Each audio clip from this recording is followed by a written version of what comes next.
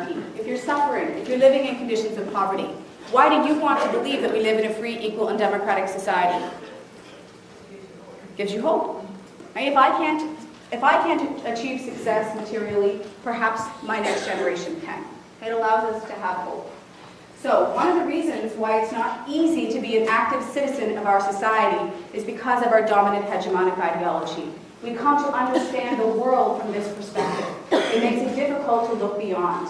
And most of the information that we have readily available comes to us from this lens or this perspective. The second reason is what I call an ethos of individualism.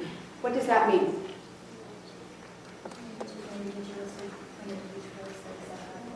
Great. Okay? We look at the world from an individualistic perspective. I feel sorry for those people who have less, but I need to look out for me. I feel sorry for people who live on the street, but this week I don't have any extra money and I need groceries. And what else does an individualistic ethos mean?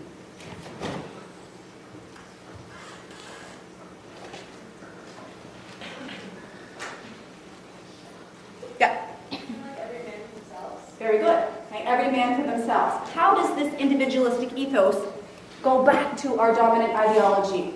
How are they interconnected? Exactly. And we're right back to the same message. I need to look out for me. I'm what's important. My family's what's important. And I need to succeed. And if you fail, I hold no responsibility. That's your own fault. You need to deal with that. Okay, so part of the reason why we're not active citizens of the world is because individualism is something that's promoted. How is individualism or the individualistic ethos promoted in our society? Where do we learn this? At the back. Everywhere. Tell me where's everywhere. Everywhere you're told that you're your own person, you do whatever you want. Very good. Okay, so it's all around us. It's pervasive. It's difficult to move beyond. We also are lulled into a sense of false consciousness. What does false consciousness mean? We're told, like, if someone says something to the child, I can believe that, but it's not true. Great. Okay, so we come to believe things that we're told without questioning. Okay, we're not critical. We're not critical as a mass of people. We're apathetic. We come to believe things that we're told without questioning whether or not they're true. For instance, we come to believe that we live in a free, equal, and democratic society. If you believe that, tell me this. Who is more likely to become Prime Minister of our society? A rich boy born into a wealthy neighborhood in Toronto, or a little girl born into an Aboriginal reserve? Rich boy. How do I know that? Well, first because he's rich, but also because he'll have more opportunities because since he has money, he can do more things than non-well-off. Great. So, he's got a couple things going for him. One, he's male. Two, he's white. Three, he comes from a wealthy family. So, does that mean that it's impossible for an Aboriginal girl born onto a reserve to become Prime Minister? No. But it does mean that it's much less likely. So if we know that, how can we wake up every morning and still continue to believe that we live in a free, equal, and democratic society? Those would be wrong two things he has going for him. He has several things going for him. He's much more likely to become Prime Minister.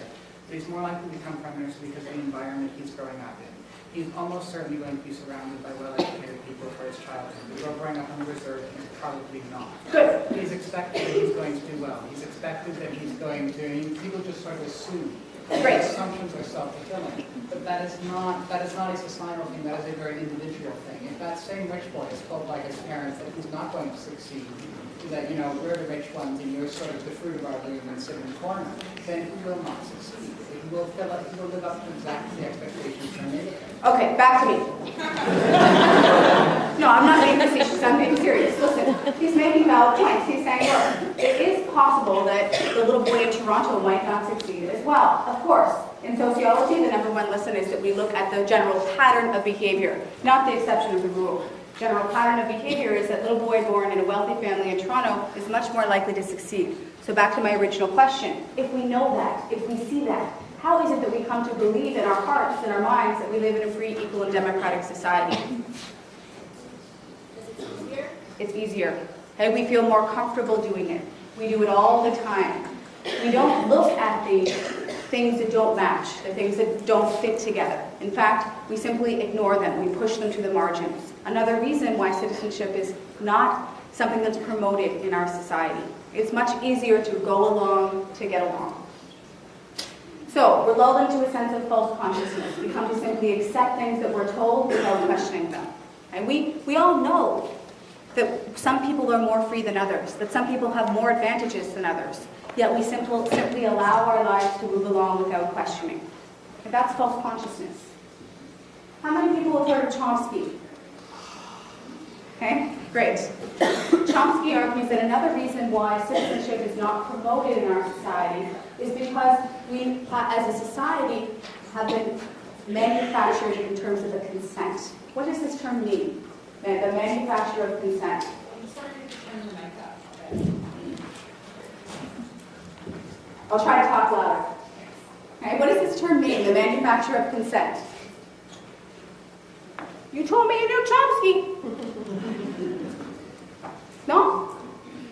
Someone take a guess.